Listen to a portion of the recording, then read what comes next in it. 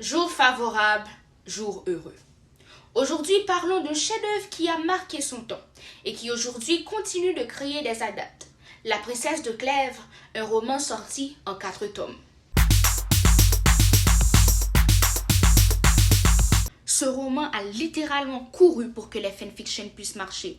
Les personnages existaient à l'exception de la princesse de Clèves qui représente Royenne. Publié en 1678 sous un pseudonyme, car à l'époque tu ne pouvais pas être femme, noble et écrire des romans. C'était littéralement indécent. Ce roman du XVIIe siècle qui fait l'éloge de la fidélité comme valeur fait partie du mouvement littéraire, le classicisme avec un goût de préciosité. Ce roman se déroule en France sous Henri II à la cour des Valois. Très fiction de fans. L'histoire commence officiellement avec l'arrivée d'une beauté à la cour, Mademoiselle de Short, la future princesse de Clèves. Sa mère lui a donné une très bonne éducation et lui a aussi parlé des dangers de la passion et des hommes et la tranquillité qu'on reçoit à être une bonne femme. La scène change. Mademoiselle de Chartres rencontre le prince de Clèves chez un bijoutier italien. Un jeu de regard est échangé. L'attention est palpable. Bouleversée, Mademoiselle de Chartres quitte promptement la bijouterie.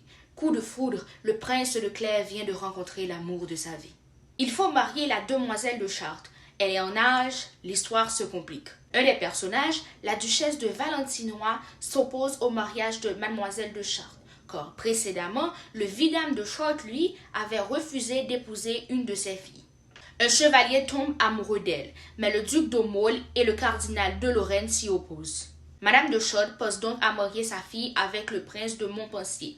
Mais Madame de Valentinois fait pression sur le roi pour empêcher cette union. Et on est placé face au fait que le duc de Nevers, le père du prince de Clèves, ne veut pas que son fils épouse notre héroïne. Le duc finit par mourir et le prince fait sa demande à Mademoiselle de Chartres. Le prince de Clèves finit par s'apercevoir que ce grand amour qu'il a pour sa femme n'est pas réciproque. L'intrigue se présente. La princesse de Clèves et le duc de Nemours se rencontrent. Deux belles personnes qui tombent sous le charme l'un de l'autre. On fait face à un triangle amoureux. Le soir venu, la princesse de Clèves raconte les événements du bal à sa mère et fait l'éloge du duc de Nemours. La mère comprend bien vite que sa fille en pince pour le duc. Beaucoup de choses arrivent, mais elles peuvent être résumées avec la phrase « Le monde est un théâtre où tout le monde cherche à être et à paraître ». Madame de Chartres, qui a compris que sa fille est amoureuse du duc, fait tout pour la détacher de ce dernier. La princesse de Clèves comprend finalement qu'elle aime le duc de la manière qu'elle est censée aimer son mari. Pour toute résolution, elle décide de s'éloigner de lui. Madame de Chartres tombe gravement malade. Prince et princesse de Clèves sont à son chevet.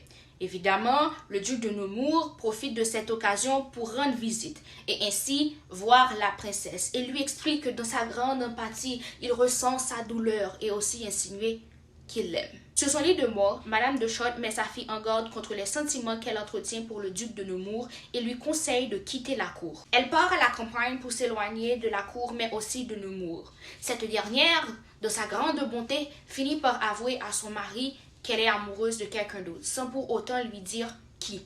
Ce dernier, lui, pense que sa femme lui a été infidèle et ne lui dit pas toute la vérité.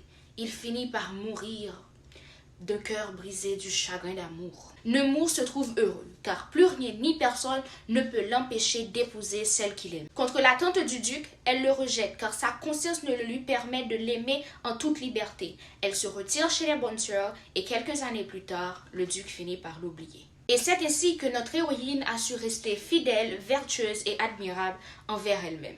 Nous pouvons conclure avec ce message. La passion amoureuse ne dure qu'un moment, tandis que l'amour divin, lui, dure à jamais. L'amour et la passion ne conduisent pas au bonheur, ce qui se transcrit par l'amour du duc de Nemours qui finit par s'affadir vers la fin de l'histoire. Au contraire, religion et vertu sont le chemin. Ce roman donne une très grande place à la vertu, ce qui est illustré par son départ vers la campagne où elle devient religieuse et refuse de revoir Nemours. Madame de Lafayette fait preuve de pessimisme par rapport à l'amour, mais bien d'autres sujets sont soulevés. Intrigue et rivalité. Rivalité des hommes, rivalité des favorites, et tout cela sous un agréable sourire. La princesse de Clèves est un exemple de vertu pour toute personne.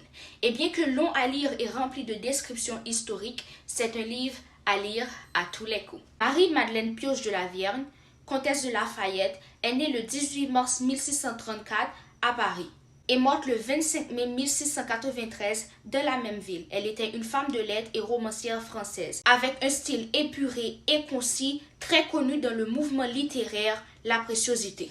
L'auteur, la comtesse de Lafayette, dans son roman, nous met en garde contre les relations adultères. Vive la vertu! Benevale y gracias a Godibé.